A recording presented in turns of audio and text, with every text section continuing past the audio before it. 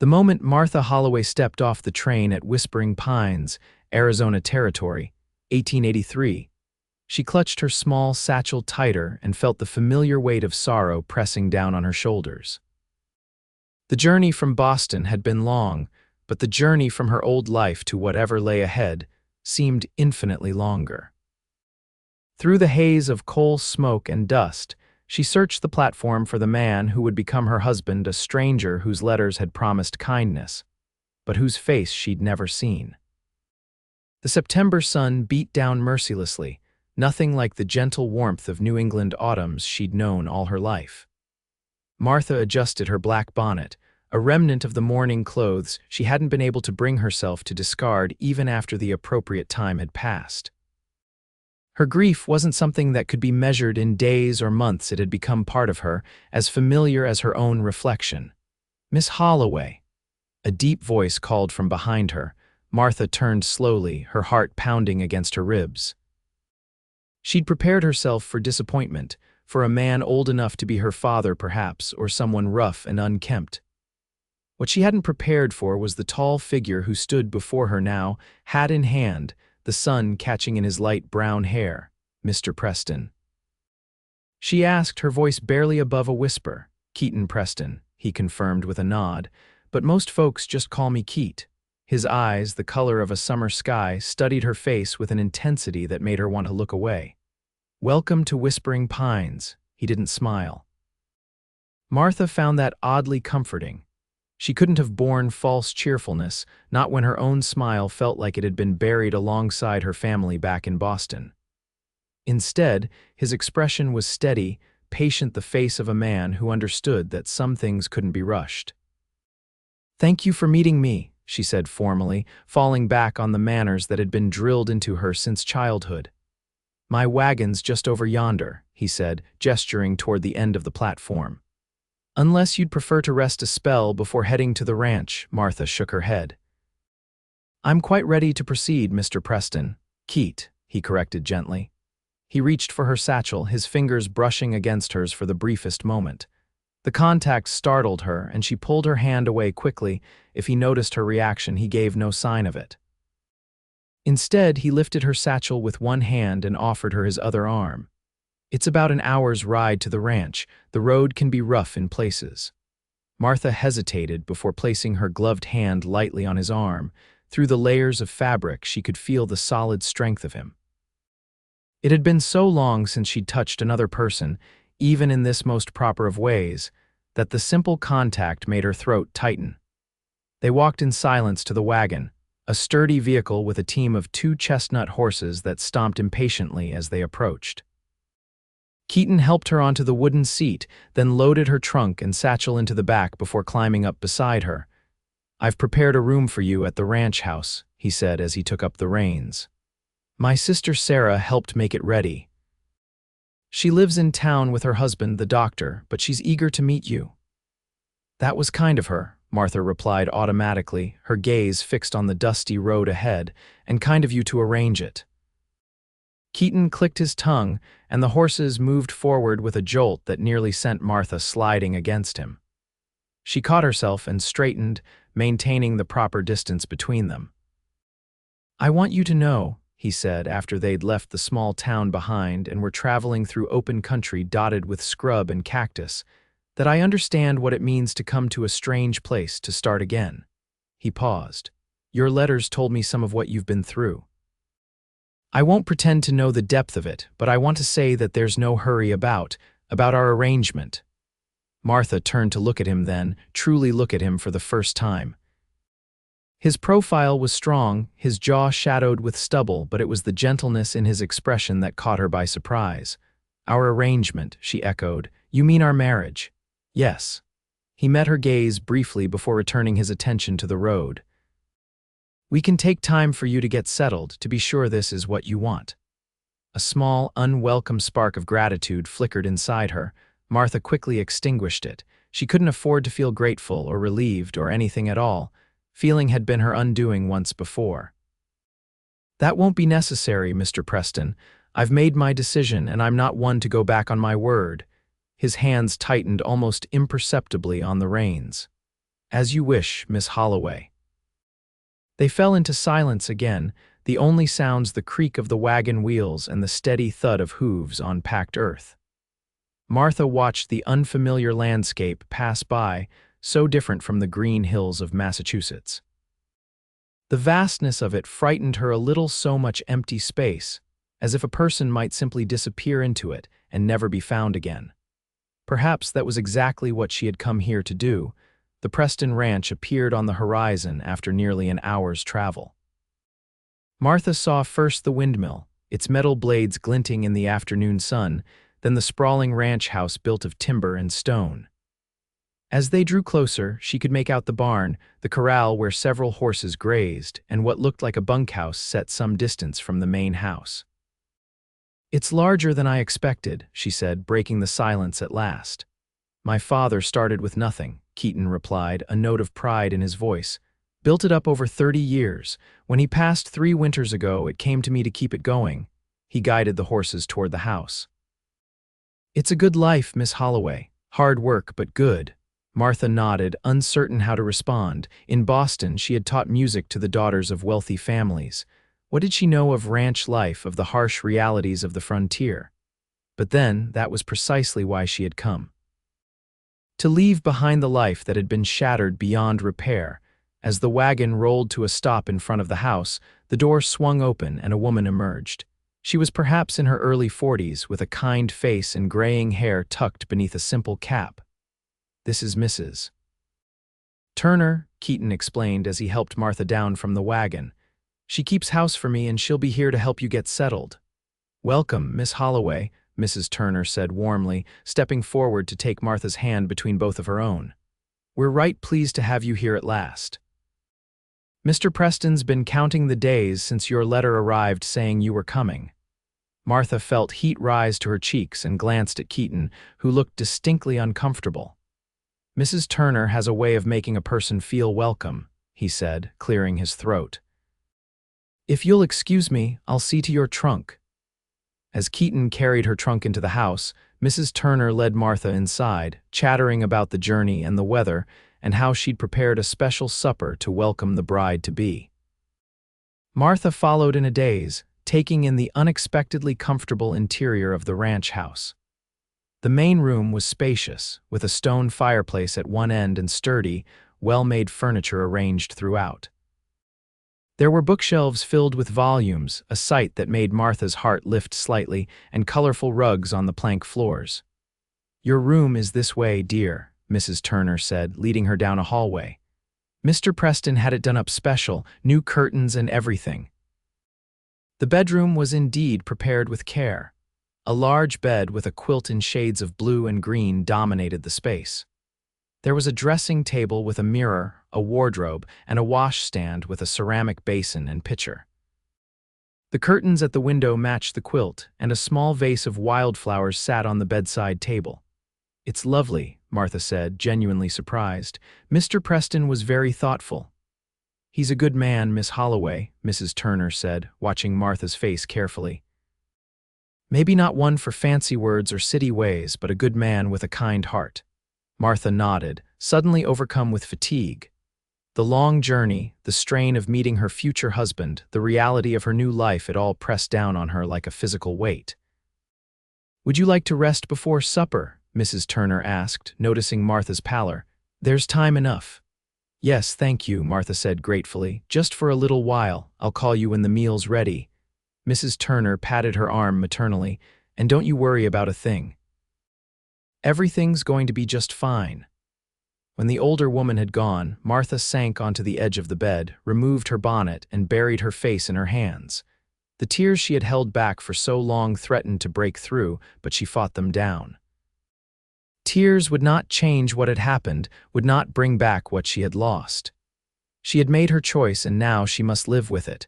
Martha rose and moved to the window, looking out at the ranch that would be her home. In the distance, she could see Keaton in the corral, working with a young horse. Even from here, she could see the patience in his movements, the gentle firmness with which he guided the animal. For a moment, just a moment, Martha allowed herself to hope that perhaps she had not made a terrible mistake after all. The next morning dawned clear and bright, sunlight streaming through the curtains Martha had forgotten to close the night before. For a disorienting moment, she couldn't remember where she was, and then the events of the previous day came rushing back. She was in Arizona at the Preston Ranch, and today she would marry Keaton Preston, a man she had known for less than 24 hours. Martha rose and dressed quickly, selecting one of her plainer dresses. It was dark blue, not black, a concession to the occasion, though she couldn't bring herself to wear anything truly festive. She arranged her hair simply, pinning it at the nape of her neck, and took a deep breath before leaving the sanctuary of her room. She found Mrs. Turner in the kitchen, kneading bread dough with strong, capable hands. "Good morning, dear," the housekeeper greeted her cheerfully. "Did you sleep well?" "Yes, thank you," Martha lied. In truth, she had spent most of the night staring at the unfamiliar ceiling, listening to the strange sounds of the ranch at night so different from the city noises she was accustomed to. "Mr. Preston's already been out since before dawn," Mrs. Turner said, shaping the dough into loaves. "Ranch work doesn't wait, even for wedding days, but he'll be back soon to get cleaned up. The justice of the peace is coming at noon." Martha nodded, feeling a knot of anxiety form in her stomach. "Is there anything I can do to help with preparations?" Mrs. Turner looked surprised, then pleased. "Well, if you wouldn't mind setting the table in the dining room. We'll have a small gathering after the ceremony, just Mr. Preston's sister and her husband, the Reverend and his wife, and a couple of the ranch hands who have been with the family for years." Martha was grateful for the task. It gave her something to do with her hands, a way to keep her thoughts from spiraling into panic. She found dishes in a cabinet, silverware in a drawer, and began to arrange them on the long oak table in the dining room. She was nearly finished when she heard the front door open and close, followed by the sound of boots on the wooden floor. Martha stiffened, clutching a plate to her chest as Keaton appeared in the doorway. He stopped when he saw her, his expression unreadable. "Good morning, Miss Holloway." "Good morning, Mr. Preston." She set the plate down carefully, smoothing her hands over her skirt. He took a step into the room, then hesitated. "I hope you found everything to your liking, your room, I mean." "Yes, it's very comfortable, thank you." Keaton nodded, removing his hat and running a hand through his hair. There was dirt on his hands and a smudge of it across one cheek. "I should get cleaned up. Sarah, my sister, will be here soon to help with anything you might need." Martha felt a rush of something like panic. "Mr. Preston, before anyone else arrives, I think we should discuss. That is, I want to make sure you understand." He waited, his eyes steady on her face. Martha took a deep breath. "I want to be honest with you. I came here because I had nowhere else to go, because I couldn't bear to stay in Boston after what happened, but I don't want you to expect." She faltered, unsure how to express what she meant without being improper. "Miss Holloway," Keaton said quietly, "I told you yesterday that we can take this at whatever pace suits you. I meant it. I'm not expecting anything from you except your company and, in time, perhaps your friendship." Relief washed over Martha, so powerful that for a moment she thought her knees might buckle. "Thank you," she whispered. Something like tenderness flickered in his eyes. "No need for thanks between us. Now, if you'll excuse me, I'd rather not greet my new wife looking like I've been wrestling steers all morning." A small, unexpected smile tugged at the corners of Martha's mouth. That might be for the best. His eyes widened slightly at the sight of her smile, but he said nothing, merely nodded and turned to leave. Martha watched him go, feeling something shift inside her, not the lifting of her grief, which sat heavy as ever upon her heart, but perhaps a tiny crack in the wall she had built around herself. The ceremony itself was brief and simple. Martha wore her blue dress and carried a small bouquet of wildflowers that Sarah Preston, now Sarah Mitchell, had brought from town. Keaton was freshly shaven, his hair still damp, dressed in a clean white shirt and dark trousers that looked as though they were rarely worn. They stood before the justice of the peace in the main room of the ranch house, surrounded by the small group Mrs. Turner had mentioned. Martha repeated her vows in a steady voice, promising to honor and obey a man whose handwriting she knew better than his face. When it came time for Keaton to place the ring on her finger, a simple gold band that had belonged to his mother, his hands were gentle, steady, as if he were handling something infinitely precious and fragile. "I now pronounce you man and wife," the justice said. "You may kiss your bride." Martha tensed, but Keaton merely brushed his lips against her cheek, a touch so light she might have imagined it. His restraint brought tears to her eyes, tears she quickly blinked away as the small gathering broke into applause. "Welcome to the family, Martha," Sarah said warmly, embracing her new sister-in-law. "I'm so glad Keat finally found someone. The ranch is too big for him to manage alone." "I'll do my best to be helpful," Martha said, uncertain what else to say. "Oh, I didn't mean just with the work," Sarah laughed. "Though I'm sure you'll learn quickly enough. I meant he needs someone to share his life with, to bring some joy back into this house." Martha felt a pang of guilt. Joy was not something she had in abundance to offer anyone, least of all this stranger who was now her husband. The small celebration lasted through the afternoon. There was food and conversation, and several toasts to the new couple. Martha moved through it all as if in a dream, responding when spoken to, smiling when appropriate, but feeling detached from it all, as if watching herself from a distance. Finally, as the sun began to set, the guests departed. Sarah hugged her brother and her new sister-in-law, promising to visit soon. Dr. Mitchell shook Keaton's hand firmly and kissed Martha's cheek. Mrs. Turner cleared away the last of the dishes and then, with a meaningful glance between the newlyweds, announced that she would be retiring to her quarters in the small cottage behind the main house. And then they were alone. Keaton stood awkwardly by the fireplace, his hands hanging at his sides. "Would you like some coffee?" he asked finally. "Or tea, perhaps. Mrs. Turner said you prefer tea." "Tea would be lovely, thank you," Martha said, grateful for the delay, the normalcy of the suggestion. He disappeared into the kitchen, and Martha sank onto the sofa, trying to calm her racing heart. She was a married woman now, Mrs. Keaton Preston. The reality of it seemed impossible, like something that had happened to someone else. Keaton returned a few minutes later with 2 cups of tea. He handed one to Martha, careful not to let their fingers touch, then sat in the armchair across from her, leaving plenty of space between them. "I meant what I said earlier," he said after they had both sipped their tea in silence for a moment, "about taking time. You have your own room and you're welcome to keep it for as long as you like." Martha looked down at her cup. "That's very generous of you." "It's not generosity," Keaton said, his voice low. "It's respect. I want a real marriage, Martha, not just a convenient arrangement." "But I know that takes time and trust." She looked up at him then, surprised by the use of her given name, by the sincerity in his tone. "I don't know if I can give you what you want," she said honestly. "I don't know if I have it in me anymore." "Then we'll start with what you can give," he replied simply, "and see where it leads us." Later, as Martha prepared for bed in her own room, she thought about Keaton's words, the way he had looked at her, not with pity or disappointment, but with understanding. As if he could see the grief that shrouded her and accepted it as part of who she was. For the first time since leaving Boston, Martha fell asleep without tears threatening to overwhelm her. The weeks that followed settled into a routine of sorts. Martha rose early each morning, having discovered that ranch life began before dawn.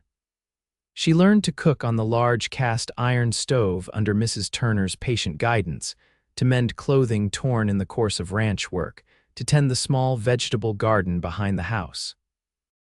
Keaton was gone much of the day, working with the ranch hands to manage the cattle, repair fences, and handle the 1,000 tasks that came with running a successful ranch. But he always returned for the evening meal, clean and freshly shaven, his skin bronzed by the sun. They ate together at the large table, sometimes in silence, sometimes with Keaton telling her about his day or asking gentle questions about her life before coming to Arizona. He never pressed when she gave short answers or changed the subject, never demanded more than she was willing to share. At night they retired to their separate rooms, Keaton with a respectful "good night, Martha," she with a quiet "good night" in return. Sometimes she would hear him moving about in his room, which adjoined hers, or catch the soft sound of him reading aloud to himself, a habit she found oddly endearing. As October turned to November, Martha began to feel less like a visitor and more like she belonged at the ranch. The vastness of the landscape no longer frightened her. Instead, she found herself drawn to the open spaces, the endless sky, the distant mountains that changed color with the light.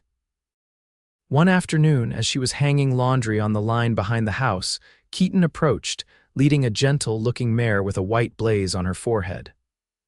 "I thought you might like to learn to ride," he said when Martha looked at him questioningly. "It's the best way to see the ranch, and it would give you more independence." Martha eyed the horse warily. "I've never ridden before. In Boston, we had carriages for transportation."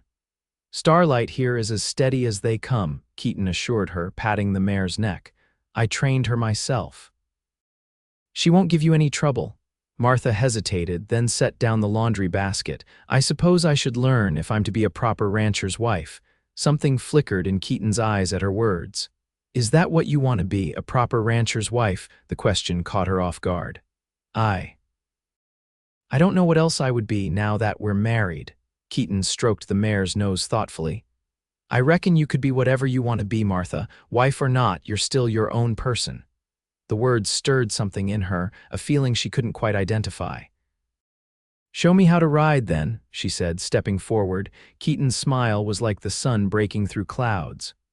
"Let's start with the basics." He spent the next hour teaching her how to approach the horse, how to mount and dismount, how to hold the reins properly. His hands were strong and sure as they adjusted her posture, guided her movements. Each time he touched her, even through the layers of clothing, Martha felt a strange warmth spread through her. When at last she was seated properly in the saddle, Keaton led the mare in a slow circle around the yard. Martha felt herself growing more confident with each step. "You're a natural," Keaton called up to her. "I think Starlight deserves most of the credit," Martha replied, but she couldn't help the small glow of pride she felt at his praise. As the weeks passed, riding with Keaton became a regular part of Martha's life.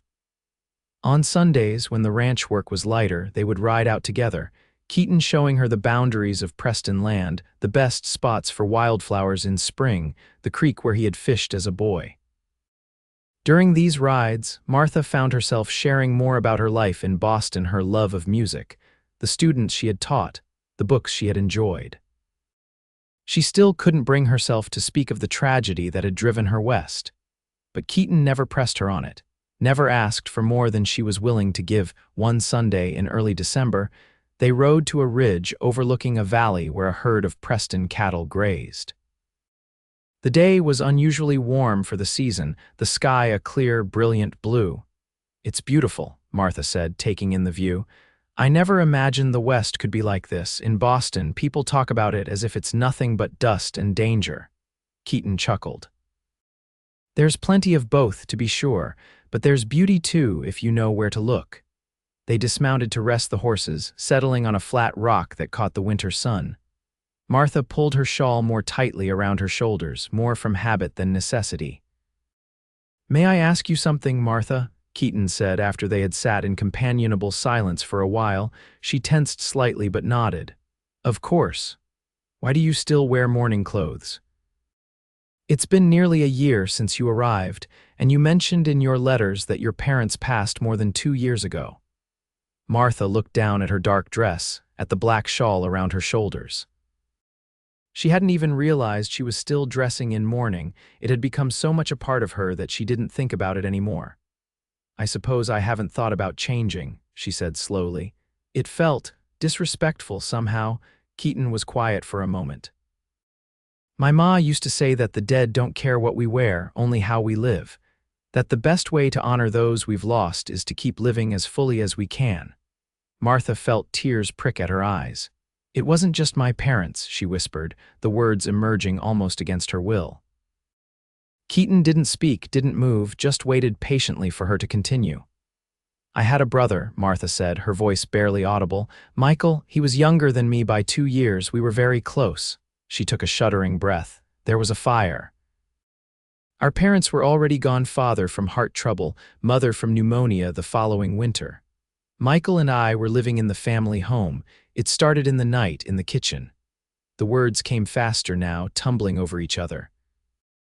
I woke to the smoke, tried to reach Michael's room, but the flames were everywhere. I heard him calling for me, but I couldn't. I couldn't get to him. Tears were flowing freely down her cheeks now. The neighbors pulled me out. They had to hold me back when I tried to go back in for him. The roof collapsed just minutes later. She closed her eyes, seeing it all again, the flames, the smoke, hearing Michael's voice calling her name. He was all I had left. Keaton's hand covered hers, warm and steady. "Martha, I'm so sorry."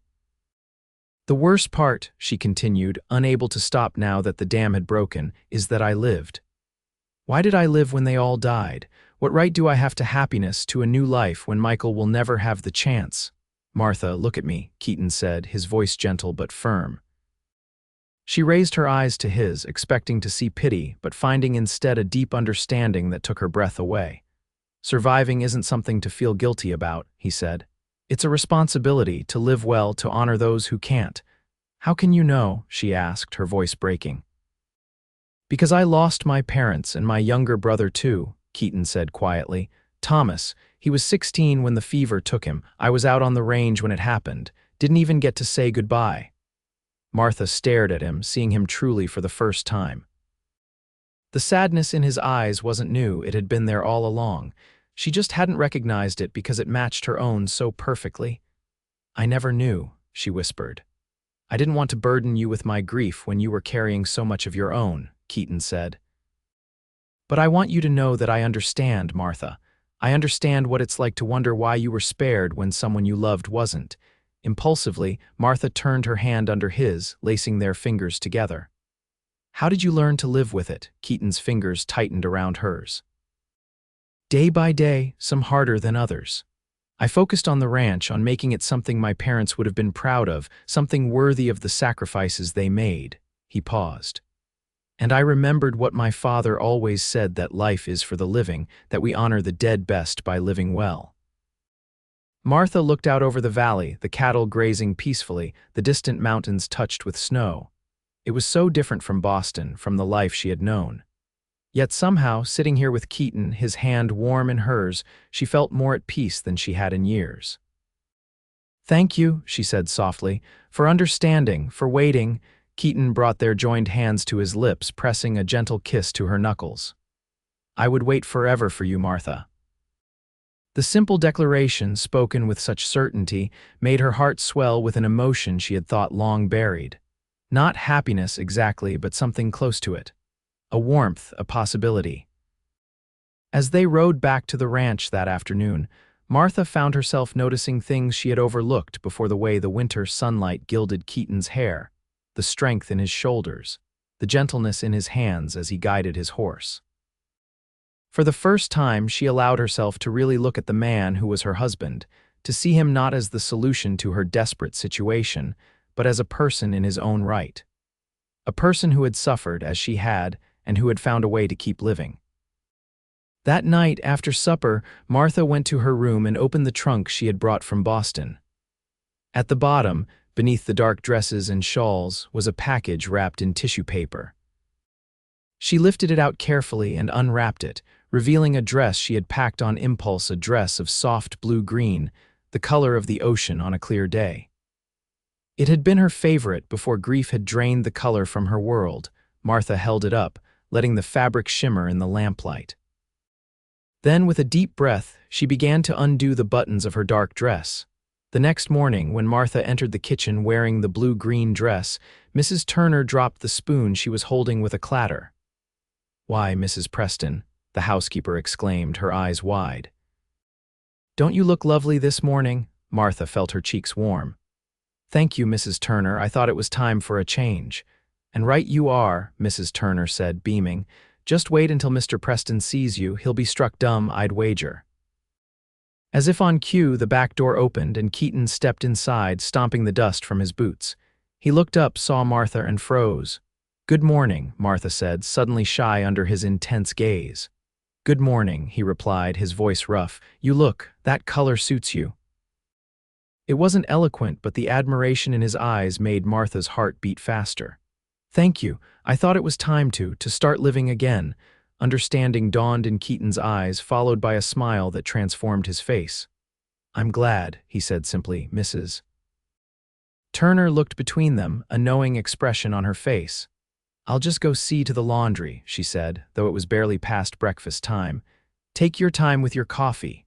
When they were alone, Keaton approached Martha slowly, as if afraid she might bolt like a nervous colt. "You really do look beautiful," he said softly. "I feel strange," Martha admitted, "as if I'm someone else entirely." "Not someone else," Keaton said, reaching out to touch a strand of her hair that had escaped its pins. "Just more yourself than you've allowed yourself to be for a long time." The touch of his fingers against her temple made Martha's breath catch. They stood there for a moment, close enough that she could smell the clean scent of soap on his skin, could see the tiny flecks of gray in his blue eyes. Then the sound of ranch hands calling to each other outside broke the spell. Keaton stepped back, clearing his throat. "I should get back to work. The north pasture fence needs mending before the snow comes." "Of course," Martha said, oddly disappointed. "Will you be back for lunch?" Keaton's expression softened. "I'll be here." As he turned to go, Martha called after him, "Keaton." He looked back, eyebrows raised in question.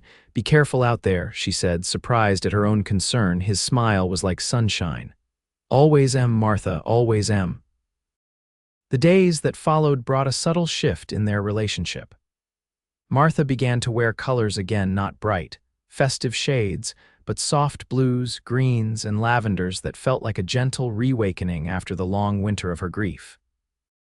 She found herself looking forward to Keaton's return each day, listening for the sound of his boots on the porch, his deep voice calling a greeting. At night, they would sit in the main room, Martha sewing or reading, Keaton carving wood or reviewing the ranch accounts. Sometimes they talked, sharing memories of their childhoods or discussing books they had both read. Other times they sat in comfortable silence, the only sounds the crackle of the fire and the occasional howl of a coyote in the distance. One evening, as Christmas approached, Martha was hemming a new tablecloth when Keaton cleared his throat. "I was thinking," he said, looking up from the piece of wood he was shaping, "that we might have a proper Christmas this year. A tree, decorations, maybe even invite some folks over." Martha set down her sewing. "That sounds lovely. It's been a long time since I celebrated Christmas properly." "Me too," Keaton admitted. "After my parents and Thomas, well, it didn't seem worth the effort when it was just me." Martha felt a surge of tenderness toward him. "Then we should definitely make an effort this year. Mrs. Turner would be delighted, I'm sure." "Sarah and Dr. Mitchell will come, of course," Keaton continued, warming to the idea. "And I was thinking we might invite some of the ranch hands who don't have family nearby. Rodney and his wife just had a baby, and the Wilsons from the neighboring ranch are good folks." "Yes to all of that," Martha said, smiling at his enthusiasm. "I could make some of my mother's recipes. She was known for her Christmas pudding." Keaton looked at her, his eyes soft in the firelight.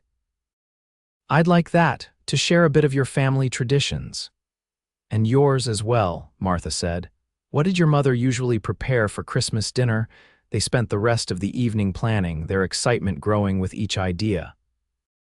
By the time they retired to their rooms, Martha felt lighter than she had in years, as if planning for Christmas had somehow given her permission to look forward rather than back. The next day, Keaton returned from town with a sleigh full of evergreen branches, holly berries, and candles.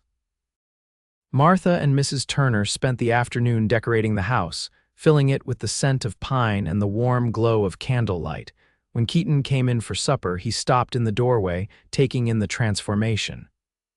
"It looks like Christmas," he said, his voice filled with wonder. "It does, doesn't it?" Martha replied, pleased by his reaction. "We still need a tree, though." "Tomorrow," Keaton promised. "I know just the spot where the perfect tree is waiting." True to his word, the next day Keaton took Martha to a stand of pine trees on the edge of the ranch property. The air was crisp and cold, their breath forming clouds in front of them as they rode. "What about this one?" Martha asked, pointing to a tall, perfectly shaped pine. Keaton dismounted and helped her down from Starlight, his hands lingering at her waist a moment longer than necessary. "Let's have a look." They circled the tree, examining it from all angles. "It's perfect," Martha declared. "Just like the woman who chose it," Keaton said softly. Martha looked up at him, startled by the compliment. Their eyes met, and something passed between them, a current of understanding, of shared experience, of growing affection. Keaton stepped closer, his gaze dropping to her lips. "Martha," he said, her name a question and a plea all at once. Martha didn't move away. Instead, she found herself leaning toward him, drawn by a force as natural and inevitable as gravity. Their lips met in a kiss as soft as the first snowflake of winter. It was brief, gentle, a promise rather than a demand. When they parted, Martha felt breathless, as if she had been running. "I've been wanting to do that for a long time," Keaton admitted, his voice husky. "I'm glad you did," Martha replied, surprised by her own boldness. Keaton's smile was radiant as he turned to the tree. "Let's get this home then. We have a Christmas to prepare for." The days leading up to Christmas were filled with activity. Martha baked cookies and pies, prepared preserved fruits and vegetables from the cellar, and polished the silver that had belonged to Keaton's mother. Keaton hung mistletoe in doorways, a mischievous glint in his eye that made Martha blush whenever she caught him looking at her. They decorated the tree together, hanging ornaments that Keaton brought down from the attic, delicate glass balls, wooden figures carved by his father, paper stars that Thomas had made as a child. "These are precious," Martha said, handling each one with care. "They are," Keaton agreed, watching her arrange them on the branches. "But they've been in boxes for too long. They should be seen, enjoyed." Martha understood what he was really saying, that memories, even painful ones, deserved to be acknowledged, honored, and then allowed to take their proper place in the tapestry of life. On Christmas Eve, with the house ready and the preparations complete, Martha and Keaton sat before the fire, enjoying a moment of peace before the festivities of the following day. "I have something for you," Keaton said, reaching into his pocket. "I was going to wait until tomorrow, but I'd rather give it to you now, just the two of us." He handed her a small package wrapped in brown paper and tied with a red ribbon. Martha untied it carefully, folding back the paper to reveal a small wooden box, intricately carved with a pattern of wildflowers. "It's beautiful," she breathed, running her fingers over the detailed work. "Open it," Keaton encouraged. Martha lifted the lid, and a soft melody began to play, a lullaby she recognized from her childhood. "A music box," she said, tears springing to her eyes. "Sarah told me you mentioned once that you missed your piano, missed music," Keaton explained. "I can't fit a piano in the house just yet, but I thought this might bring a little music back into your life." Martha closed the box, set it carefully on the table, and then, in a move that surprised them both, she rose and crossed to Keaton's chair. Without a word, she bent and kissed him, pouring all her gratitude, all her growing affection into the gesture. When they parted, Keaton's eyes were dark with emotion. "Martha," he said hoarsely, "I know it's only been a few months, and I promised to give you all the time you needed. But I need you to know that I've fallen in love with you." The declaration hung in the air between them, honest and vulnerable. Martha felt her heart racing, not with fear or anxiety, but with a joy she had thought lost to her forever. "I think," she said slowly, choosing her words with care, "that I've been falling in love with you too, so gradually that I hardly noticed until it was already done." Keaton stood, taking her hands in his. "You don't have to say it if you're not ready." "I can wait, no more waiting," Martha interrupted. "We've both waited long enough, don't you think, both of us, holding grief so tightly there was no room for anything else." She squeezed his hands. "I want to make room for love again, Keaton, with you." His kiss this time was deeper, more certain, a seal on the promises they had made to each other. When they finally drew apart, both breathing hard, Keaton rested his forehead against hers. "Merry Christmas, Mrs. Preston," he whispered. "Merry Christmas, Mr. Preston," she replied, feeling truly merry for the first time in years. That night, Martha moved her things into Keaton's room, their room now. It wasn't just physical intimacy they shared, though that was sweet and tender and healing in its own way. It was the intimacy of two souls who had known sorrow and had found in each other the courage to embrace joy again. As they lay together in the darkness, Martha's head pillowed on Keaton's chest. She thought about the long journey that had brought her to this moment, not just the physical distance from Boston to Arizona, but the emotional journey from despair to hope, from isolation to connection. "What are you thinking about?" Keaton asked, his fingers tracing patterns on her bare shoulder. "About how far I've come," Martha replied honestly. "When I stepped off that train, I was so lost, so broken. I didn't think I would ever feel whole again. And now—" His voice was soft, a little uncertain. Martha raised herself on one elbow to look into his face, dimly visible in the moonlight streaming through the window. "Now I know that being whole doesn't mean forgetting what was lost. It means finding a way to carry it with you while still moving forward." She traced the line of his jaw with her fingertips. "You helped me see that, Keaton. You and your steady hands lifting the veil of grief I'd hidden behind for so long." Keaton caught her hand, pressed a kiss to her palm. "We helped each other, I think. I was just going through the motions of living until you came along." "And now?" she echoed his question. His smile was answer enough, but he said it anyway. "Now I'm truly alive again, because of you, Martha, because you were brave enough to start over, to take a chance on a stranger." "Not a stranger anymore," she murmured, settling back against him. "No," he agreed, his arms tightening around her. "Not a stranger at all." Christmas Day dawned clear and cold, the first rays of sunlight turning the frost-covered landscape into a sea of diamonds. Martha woke to find Keaton watching her, his expression one of wonder and contentment. "Good morning, wife," he said, brushing a strand of hair from her face. "Good morning, husband," she replied, the words feeling right, natural, as if she had been saying them all her life. The house soon filled with the sounds and scents of Christmas, the crackle of the fire, the rich aroma of roasting turkey, the laughter of guests as they arrived bearing gifts and good wishes. Sarah hugged Martha tightly, whispering, "I've never seen my brother so happy," in her ear. "Doctor." Mitchell shook Keaton's hand and clapped him on the shoulder, his approval evident in the gesture. Mrs. Turner bustled about, directing the serving of the feast, her pride in the occasion evident in every flourish. The ranch hands who had accepted the invitation sat somewhat awkwardly at first, unused to such formality, but soon relaxed as Keaton's easy manner and Martha's genuine warmth put them at ease.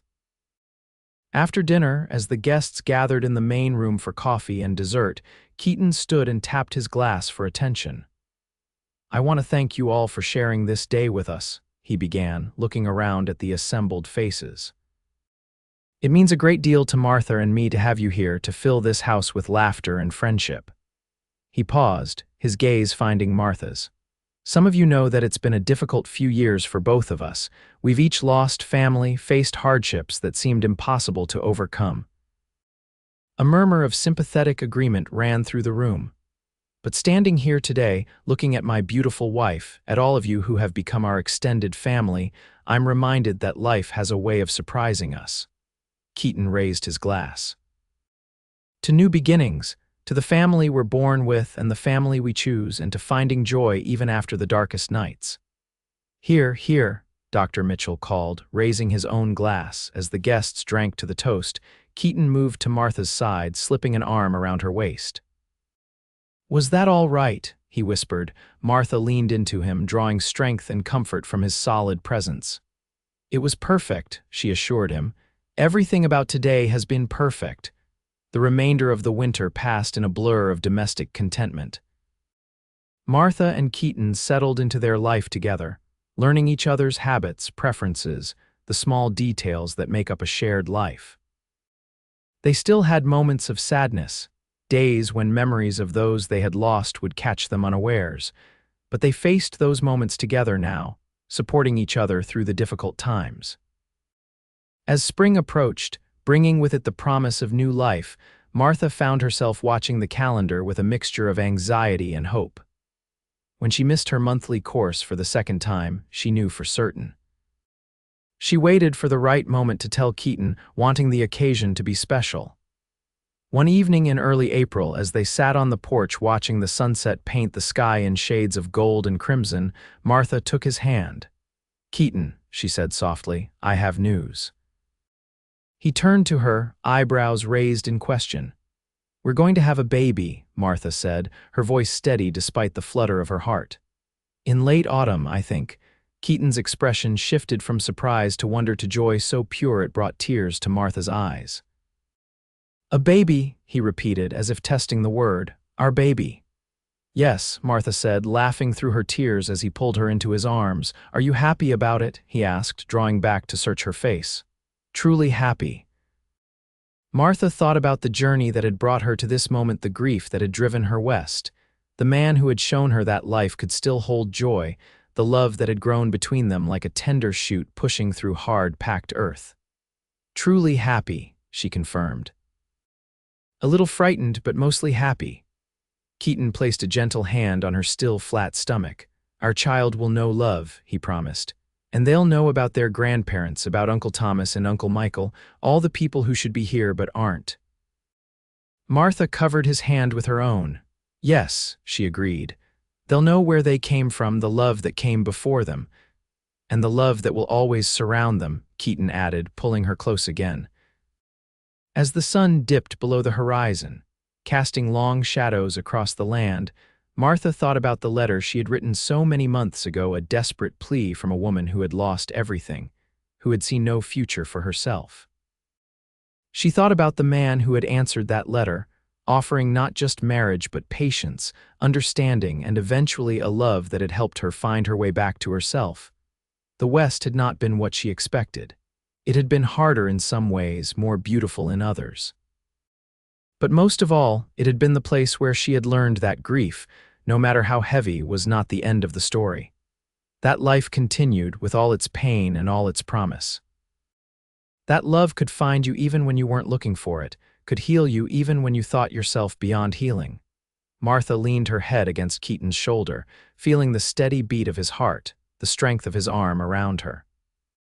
The veil of grief that had once shadowed her vision had been lifted, revealing a world full of color and possibility.